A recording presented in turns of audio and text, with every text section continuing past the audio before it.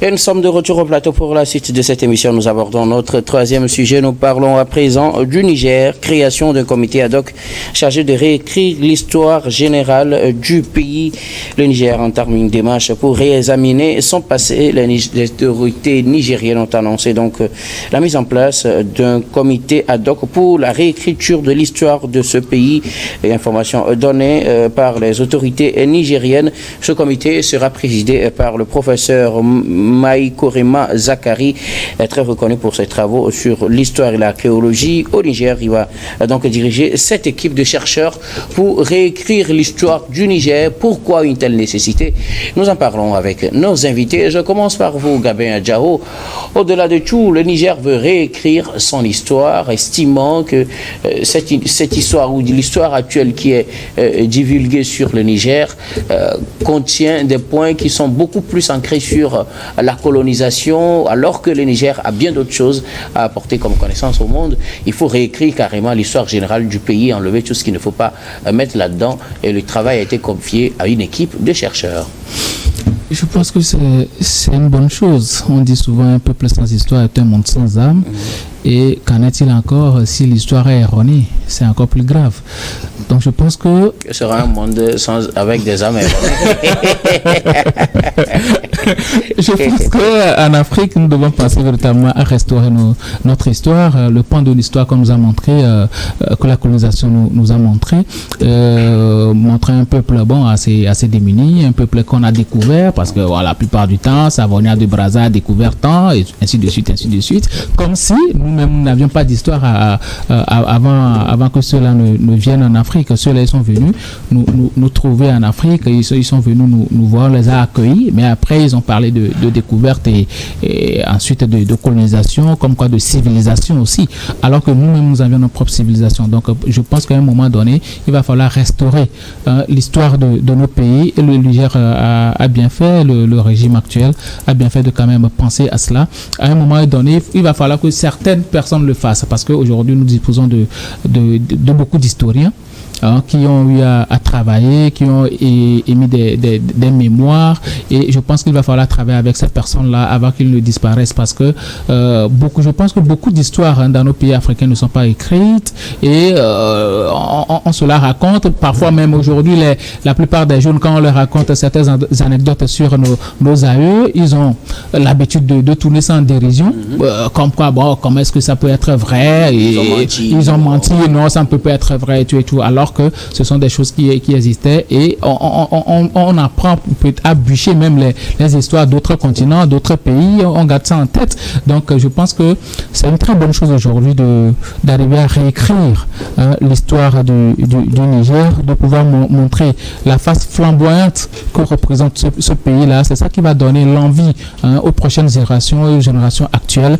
de pouvoir être fiers, parce que c'est l'histoire qui détermine la fierté d'une nation, et surtout qui détermine le futur, l'avenir d'une nation, parce que chez nous on dit c'est au bout de l'ancienne corde qu'on tisse la nouvelle. Il faudrait pas que l'ancienne corde soit une ficelle. Il va falloir que ça soit véritablement une corde au bout duquel on pourra tisser la nouvelle, et on doit apprendre aussi à enseigner nos histoires dans nos écoles. C'est parce que ça fait partie de nous, partie intégrante de notre personne, de nos vies, et surtout de notre avenir. Donc félicitations au gouvernement nigérien qui a pensé quand même à introduire cela, et aussi il va falloir penser à introduire ça au programme scolaire aussi, pour l'apprendre aux jeunes, pour que ils puissent être fiers de leur pays, et surtout se diriger vers un avenir avec fierté. On dirait que c'est une affaire qui tient vraiment à cœur, le général Tiani, parce qu'on l'avait vu au lendemain des décisions de la CEDEAO par rapport au coup d'État au Niger. Sa première prise de parole, il est revenu un peu sur l'histoire du Niger avec les empires et tout, avec le Niger comme État, république qu'on a aujourd'hui. On dirait qu'il voudrait quand même que cette histoire, que bon nombre de personnes ne connaissent pas, soit aujourd'hui rendue publique. Oui, ça montre que ça lui ça lui tient à cœur. Il veut réellement faire ressortir la vraie histoire du Niger, ce qui s'est réellement passé, comment était le Niger jusqu'à à l'époque contemporaine. Il y a plusieurs pays, même au Togo, il me semble qu'à un moment donné, il y avait certains professeurs qui avaient émis ce vœu-là de réécrire l'histoire du pays, de pouvoir redorer le blason de l'histoire du pays, parce que bon, la plupart du temps, l'histoire, des documents voilà, qui ont retracé cela. On pense essentiellement au professeur Gaïbo et autres. Donc, je pense que à un moment donné, tous les pays vont y arriver, parce que je crois que la plupart des pays africains aujourd'hui pensent quand même à réécrire l'histoire de leur pays, à dire la vérité sur comment était leur pays jusqu'à ce moment-là, pour que bon, les prochaines générations et les enfants actuels sachent réellement que voilà comment était votre pays et se diriger vers un avenir avec un bon plan de développement. C'est pas, quand on parle de réécrire l'histoire, c'est pas bon ceux-là qui disent retour aux sources avec les histoires de animisme, de christianisme gâté et tout ça. Je ne pense pas que ça soit la bonne manière. La bonne manière, c'est de ressortir le travail qu'avaient fait nos aïeux, et je pense que le Niger est sur la bonne voie. Maintenant, combien de temps va durer ce travail-là et quelle sera la suite? Parce que la plupart du temps aussi, le problème, c'est la conservation de l'histoire. Chacun vient, il écrit l'histoire à sa manière. Il ne cherche pas la vérité, même si cela ne l'arrange pas. Il accepte qu'on écrive ça quand même. Mais les gens viennent peut-être redorer leur propre blason, écrire leur nom dans l'histoire, et oublient même que l'histoire a été constituée par des gens, a été écrite par des gens, et qu'il faut restituer la vérité par rapport à ce qui s'est passé. J'espère que ça va être fait sans parti pris, pour qu'on ne dise pas que bon voilà, celui-ci a fait ceci, et quand quelqu'un d'autre va... Ils vont pas forcément tailler la part du lion. La part du lion, ils vont restituer la vraie histoire. La vraie histoire, pour que bon, toutes les générations apprennent que voilà la vérité de notre histoire. Il ne faudrait pas que quelqu'un écrive ce qu'il arrange aujourd'hui, pour que quelqu'un d'autre, quand il va venir demain, lui aussi, il écrive ce qui va l'arranger. Merci beaucoup à vous, Gabin Adjaro, pour vos analyses. Eric Johnson, le Niger veut réécrire son histoire générale. Un comité scientifique a été formé à cette occasion. D'ailleurs, sa première réunion, c'est ce vendredi 22 novembre. Une très bonne chose. Mais j'ai comme l'impression qu'en Afrique, pour faire les choses, on met les bœufs devant les charrues. D'autant plus que les charrues plutôt devant les bœufs.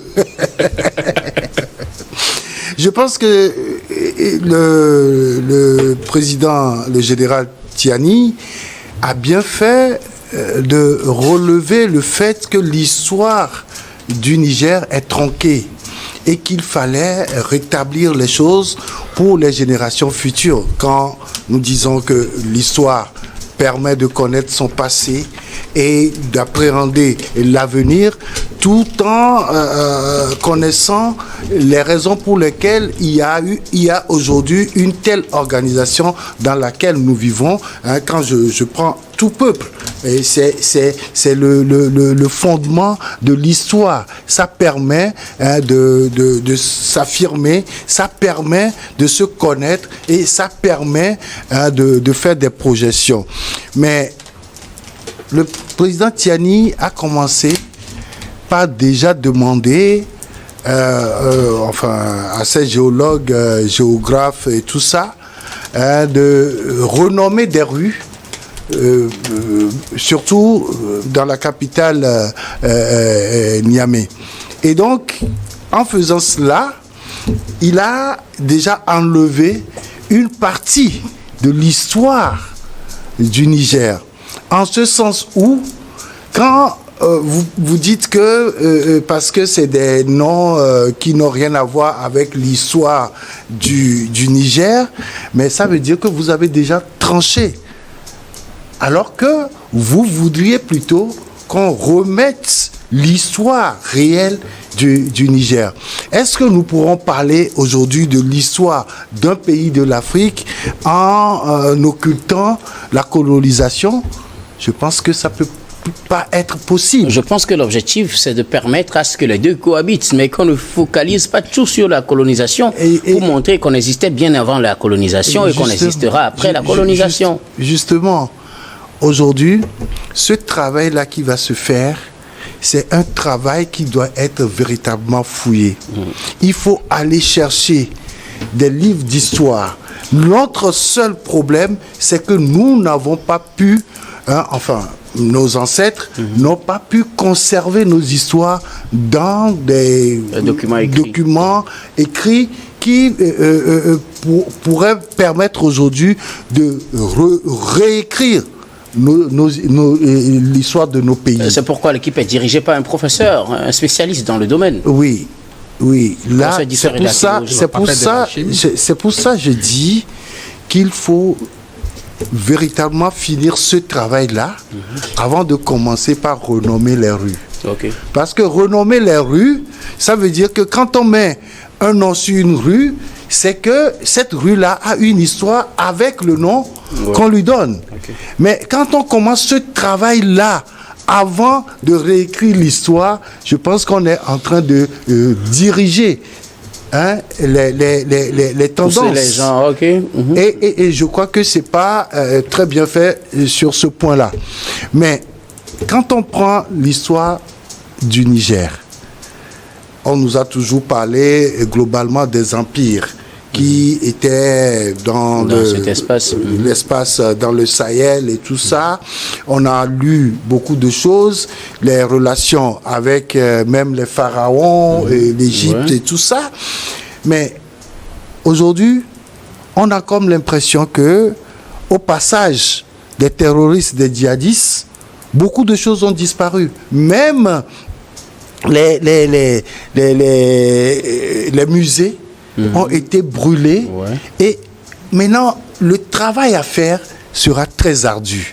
C'est pour ça que je dis, ce n'est pas un truc qu'on va nous livrer en un an pour dire qu'on a réécrit l'histoire.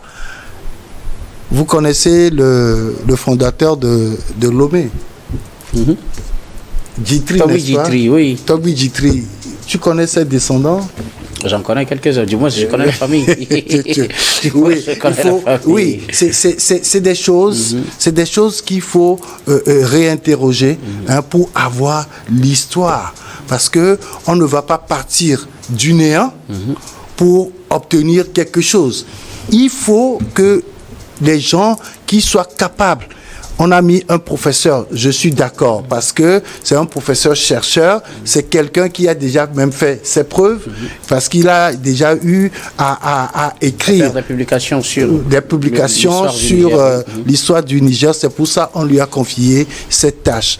Je veux que ce soit un truc potable pour que tous les peuples soient d'accord sur ce qui va être produit à la fin de ce travail. Merci beaucoup à vous, Eric. Alors, Dominique Lacmon, une équipe de chercheurs pour réécrire l'histoire générale du Niger. L'équipe, d'ailleurs, se retrouve pour sa première réunion ce vendredi. Elle a été mise en place pour, comme le disait le général Tiani, réécrire l'histoire du Niger qui, à l'étape actuelle, selon lui, est une histoire tronquée qui ne rend pas réellement compte forcément des réalités du Niger. Oui, évidemment, il a raison, mais il ne veut pas donner des avantages de la région de Tiani sans lui rappeler que l'histoire tiendra que lui aussi il a perpétré un coup d'État. On écrira tout cela sera mentionné. Tiani n'a jamais dit qu'il ne faut pas mettre son coup d'État dedans. Un coup d'État pour asseoir son régime. Mais en fait, c'est vrai, le cas d'histoire, c'est un truc réel. Il faut vraiment que nos États arrivent à écrire l'histoire de l'Afrique tout entière. Parce que connaître l'histoire d'un peuple, vraiment, ça contribue à beaucoup de choses, comme l'a décrit les deux prédécesseurs ici. Et Gabin a décrit certains avantages, notamment ça permet quand même ça nous permet la cohésion entre les peuples, d'accord, et surtout également dans le règlement pacifique des conflits communautaires.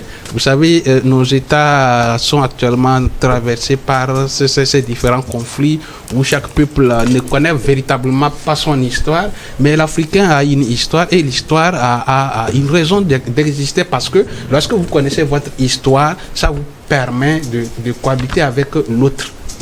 Donc depuis un moment, cette histoire nous a été d'abord écrite par des colons à leur faveur, c'est-à-dire on va vous dire que c'est comme ça votre pays a commencé, il y avait tant, mais les méthodes on ne sait pas sur quelle base ces colons-là ont écrit l'histoire de nos États. Aujourd'hui, si un pays veut vraiment réécrire son histoire, je pense que c'est une chose à soutenir parce que non seulement c'est utile pour ce pays et c'est utile aussi d'honorer les gens, les personnalités, les personnages qui ont œuvré pour que ces États-là existent jusqu'à aujourd'hui. Vous savez, un colon et ces personnes, à un moment de notre histoire, il y a eu des conflits entre nos aïeux et ces colons-là, et ces colons qui nous ont présenté cette histoire ne pouvaient même pas présenter une histoire qui va aller à leur désavantage. Et aujourd'hui, comme aussi a dit Eric, réécrire l'histoire de l'Afrique, c'est un peu complexe parce que nos parents ne nous ont pas laissé des écritures, mais le transfert de l'histoire se faisait par la voie orale. Par la voie orale. Aujourd'hui, mais une autre chose, c'est que en appliquant aussi des méthodes, vous savez, nous ne devons pas être, nous ne devons pas vivre comme des chauves-souris. C'est-à-dire qu'on veut, on veut faire comme si on ne veut pas ressembler aux colons, mais on ne veut pas aussi ressembler à nous-mêmes. Donc, on est suspendu au milieu. Vous savez, en fait, on a tout perdu. On a tout perdu. Et aujourd'hui, quand nous prenons nos us et coutumes et ce transfert, comment asseoir nos us et coutumes dans chaque milieu, tout a changé. Aujourd'hui, c'est l'élection des chefs de village qui se passe un peu partout. Élection? Oui, on élit les chefs de village, des cantons. Mais ça n'a jamais existé dans nos États. Ça veut dire que c'est pourquoi j'ai dit l'histoire va être tronquée parce que quelqu'un va vouloir qu'on écrive cette histoire à sa manière. Est-ce que c'est réellement quand Tiani est-ce que je vais chuter, est-ce que Tiani demande qu'on écrive l'histoire? Est-ce que c'est la vraie histoire qui va relater les choses il n'y aura pas d'impact, il n'y a pas d'influence politique sur la réécriture de cette histoire. En tout cas, c'est ce qu'on peut leur souhaiter, que ce soit la vraie histoire sans influence politique. On souhaite que, en réalité, c'est ça que nous revenons à nos us et coutumes. Mais de ne pas faire semblant de vouloir rester africains, mais essayer de ressembler aux colons où nous cherchons à combattre aujourd'hui. Donc, ça veut dire que moi, je ne voudrais pas que les Africains se retrouvent au milieu de quelque chose qui ne s'arrive pas. On n'arrive pas à se donner. Non, c'est pourquoi je parle d'une manière de chauve-souris. Il faut véritablement que notre histoire là, ça soit une vraie histoire que Tiani demande, mais que ça ne soit pas une histoire tronquée ou bien qui s'est fait à l'image de quelqu'un. Merci beaucoup à vous tous pour vos contributions. Une histoire hautement politisée. On espère que ce ne sera pas une histoire hautement politisée. Merci à vous pour vos contributions. Nous allons marquer la pause, puis on reviendra tout à l'heure pour la dernière partie de cette émission. Dernière partie que nous allons bien évidemment consacrer au Togo.